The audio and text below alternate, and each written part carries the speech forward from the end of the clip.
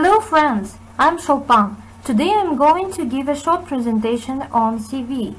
The term Curriculum Vitae, CV for short, is short for a Latin term which means the story of your life. It is a short list of facts about you, your skills, qualifications, experience and career history. When looking for a new job, it is essential that you spend time creating a good quality CV, as this will not only form the basis of many of your applications, but it is also a useful tool for understanding your key strengths and skills when completing applications or applying via telephone.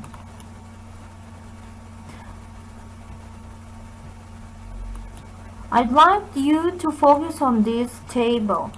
While there is no one definite template, a CV will typically contain the applicant's personal details and short statements outlining his or her qualifications, qualities and skills, work experience, achievements and interests. Now, let us consider another slide. Contact details.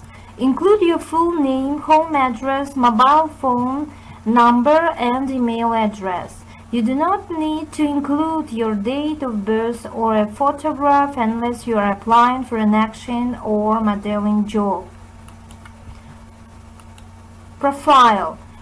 Please, at the beginning of the CV, a profile is a concise statement that highlights your key attributes or reason for deciding to work in a particular field. Pick out a few relevant achievements and skills while clearly articulating your career aims. Each must focus on the sector you are applying to, as your cover letter will be job-specific. You should keep it short and snappy. 100 words is a perfect length. Education. List and date all previous education, including professional qualifications, placing the most recent first. Work experience.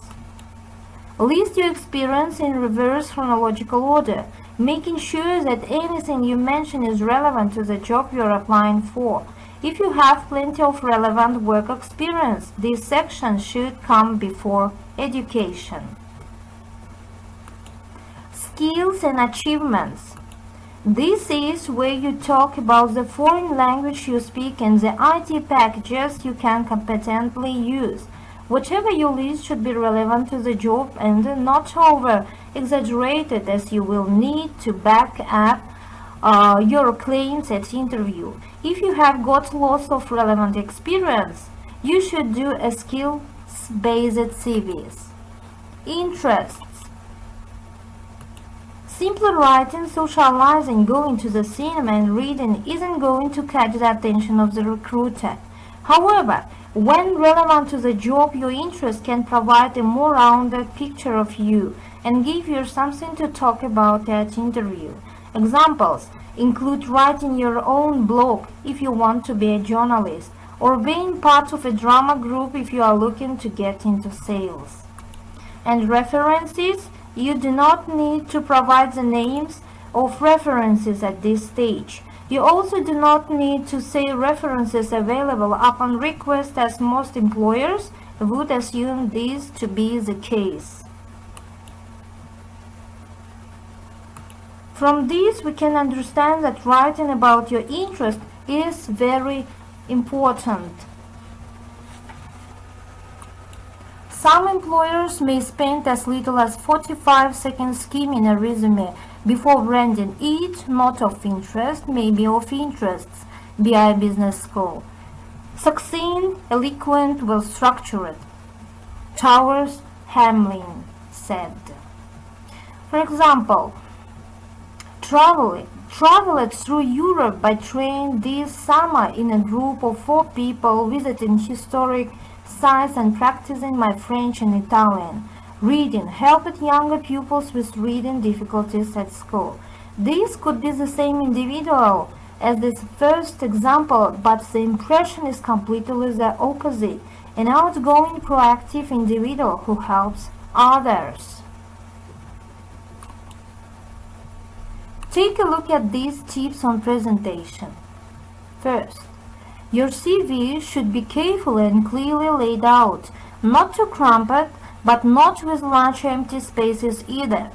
Use bold and italic typefaces for headings and important information. Second, never back a CV. Each page should be on a separate sheet of paper. It's a good idea to put your name in the foot area so that it appears on each sheet. Third, be concise. Do not feel that you have to list every exam you have ever taken or every activity you have ever been involved in. Consider which are the most relevant and or impressive. The best CVs tend to be fairly economical with words, selecting the most important information and leaving a little something for the interview. They are an appetizer rather than the main course, and good business communication tend to be short and to the point, focusing on key facts. Fourth, be positive. Put yourself over confidently and highlight your strong points. For example, when listing your A levels, put your highest grade first. Be honest. Also, a CV does allow you to omit details, such as exam receipts, which you would prefer the employer not to know about. You should never give inaccurate or misleading information. 6. CVs are not legal documents, and you can't be held liable for anything within. But if a recruiter picks up a suggestion of falsehoods, you will be rapidly rejected. And 7th, the sweet spot of a CV is the area selectors tend to pay most attention to. This is typically around the upper middle of the first page. So make sure that this area contains essential information.